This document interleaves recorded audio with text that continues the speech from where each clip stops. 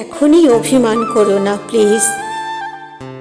তোমার মান ভাঙানোর মতো আমার কাছে কিছুই অবশিষ্ট নেই। তুমি চারদিকে তাকিয়ে দেখো, এই পাতা ঝরা মরশুমে কেমন সব ধূসর দেখাচ্ছে। এই বৃক্ষবিথীরা পাতা ঝরিয়ে আজ কেমন নিঃস্ব হয়ে দাঁড়িয়ে আছে। তুমি বরং তোমার অভিমানকে জমিয়ে রাখো, যতক্ষণ না পর্যন্ত বসন্তের দক্ষিণা বাতাস বইছে, যতক্ষণ না পর্যন্ত কোকিলের কুহুতান আকাশে বাতাসে মুখরিত হচ্ছে, যতক্ষণ না পর্যন্ত শিমুল পলাশ ফুটছে, যতক্ষণ না পর্যন্ত ধূসর দিগন্ত রাঙা হচ্ছে।